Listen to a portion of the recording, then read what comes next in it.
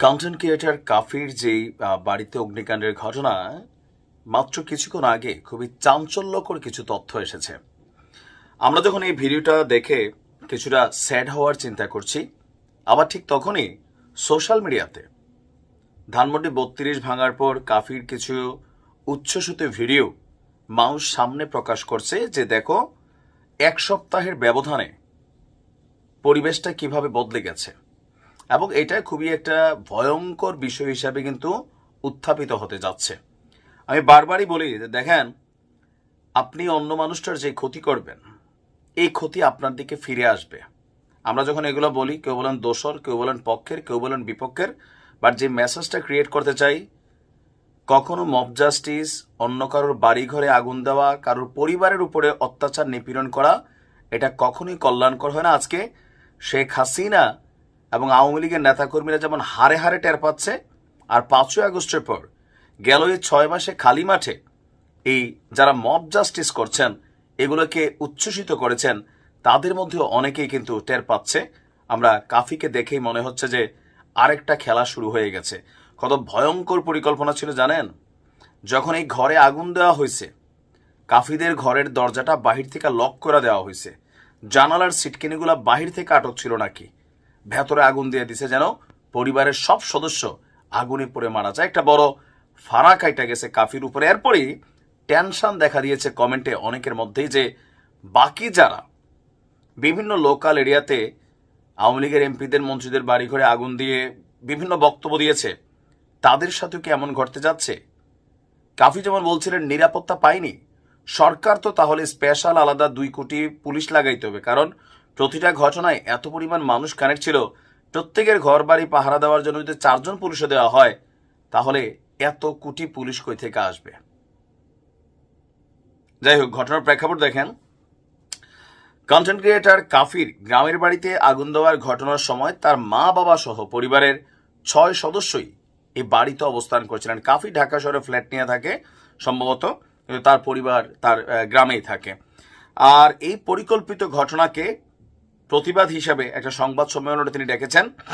আমরা যদি দেখি স্থানীয়দের বক্তব্য যে গতকালকে রাত ১:৩০টার দিকে পটুয়াখালীর কলাপাড়া উপজেলার রাজাপাড়া গ্রামের বাড়িতে এই আগুনের ঘটনাটি ঘটেছে। ফায়ার সার্ভিসের একটা টিম ঘটনাস্থলে পৌঁছে প্রায় ২ ঘন্টা চেষ্টার পর আগুন নিয়ন্ত্রণে আনে, বাট ততক্ষণে সবকিছু পুড়ে ছাই হয়ে গেছে। ঘটনার বর্ণনা দিয়ে নুরুজ্জামানের কাফির বাবা মাওলানা মোহাম্মদ ABM হাবিবুর রহমান বলছেন, বাইরে থেকে দরজা আটকে ঘরে আগুন দেওয়া হয়, আমাদেরকে ঘরে আগুনে পুড়িয়ে মারার জন্য এই ঘটনা ঘটানো হয়েছে। বিচার চাই। আগুন লাগার পর যে যার মতো করে দরজা ভেঙে বের হয়েছি, কিছুই নেই, সব শেষ হয়ে গেছে। নগদ টাকা, স্বর্ণালঙ্কার সহ ৫০ লাখ টাকার ক্ষয়ক্ষতি হয়েছে। তো কাফির প্রতিবেশী বলছেন এই আগুন পরিকল্পিতভাবে, কারণ জানালার বাইরে থেকে ছিটকিনি লাগানো ছিল, বাড়ির সবাইকে এক কাপড়ে ঘর থেকে বের হয়েছে, কোনো রকমে জানে বেঁচে গেছে। আচ্ছা, তার বাবা রাজপাড়া দিন এলাহি মাদ্রাসার সুপার, তারা ২ ভাই। আর করোনাকালে কাফি আলোচনায় আসছে, আর এই অভ্যুত্থানের সময় আলোচনায় আসছে।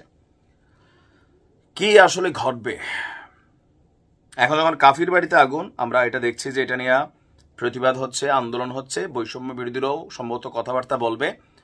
তো আমরা কমেন্টগুলো যখন দেখি, সেখানে বলা হচ্ছে আওয়ামী লীগের যে সকল এমপিদের বাড়িঘর ভাঙা হয়েছে, তারা তো ভাই কথাও বলতে পারে না কোথাও থেকে।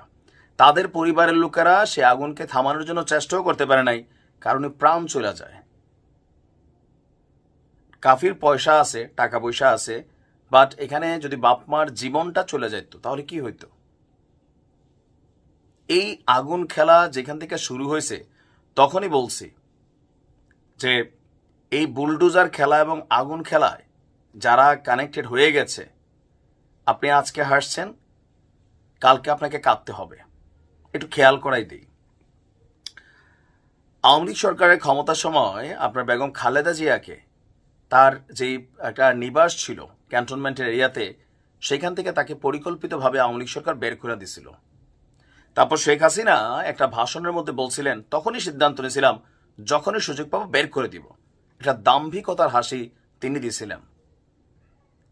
আর আজকে যখন ধানমন্ডি ৩২-এ আগুন লাগছিল, আগুন দিয়ে জ্বালাই দেওয়া হয়েছে, তখন খালেদা জিয়ার সেই কান্নার ভিডিওটা সামনে আসছে। আবার শেখ হাসিনাও 32-এ আগুন লাগার পর কেঁদে কেঁদে একটা ভিডিও দিচ্ছেন। এটা প্রকৃতির একটা চরম শিক্ষা। শেখ হাসিনা খালেদা জিয়ার বাড়িটারে ধ্বংস করে দিছিল, গুড়াই দিছিল, ওনারটাও ধ্বংস হয়েছে কারো না কারো মাধ্যমে। দেখেন বিএনপি করতে পারে নাই ওই সময়, কিন্তু টেকনিক্যালি হয়ে গেছে। আবার 32-এ যারা আগুন দিছেন কারণে অকারণে তাদের বাড়ি ঘরে আবার আগুন লাগা শুরু হয়েছে। আপনি খেলাটা রিপিটেড হবে এটা। আর এইসব খেলায় সবসময় সাধারণ মানুষ বিপদে পড়ে। যারা বড় মানুষ তারা খেলে, আর আমরা যারা সাধারণ মানুষ আছি এই খেলার মধ্যে পড়ে যাই। দিন শেষে আপনি মরলে, আপনার বাড়ি ঘরে আগুন লাগলে একটা নিউজ হবে, একটা প্রতিবাদ হবে, হয়তো অনেকে কিছু টাকাও পাবেন, কিন্তু একটা ঘর তো একটা স্মৃতি, একটা শৈশব কৈশোরের অনেক কিছু থাকে। এখন আমি জানি না যে এই খেলার আসলে শেষ কোথায়, কারণ কাফিরে আগুন লাগার পক্ষে, আগুনের পক্ষে হিউজ কমেন্ট আছে, পজিটিভ হিউজ কমেন্ট আছে, নেগেটিভ, দুইটা পক্ষ। বুঝে কাফির সে উচ্ছ্বাস দেখে এক পক্ষ বলছে নে বেটা একদম নগদে শাস্তি হয়েছে তোর উচ্ছ্বাসের, আরেক দল বলছেন যে ভাই আল্লাহ কোনো রকমের প্রাণটা বাঁচিয়েছে, ধৈর্য ধরেন, সব ঠিক হয়ে যাবে। বাট সামহাও এটা আরো বড় দুর্ঘটনা ঘটতে পারতো, পরিবারের সব সদস্য মরেও যেতে পারতো। চিন্তা করেন, আরো হয়তো অনেকের সাথে এমন ঘটনা ঘটবে। কারণ ধানমন্ডি 32 থেকে যেটা হয়েছিল সারা বাংলাদেশে মুহূর্তে ছড়াই পড়ছিল। সারা বাংলাদেশে তখন প্ল্যান ছিল না। এখন কাফির বাড়িতে আবার কোথায় ঘটে আল্লাহ ভালো জানে। ভালো থাকুন।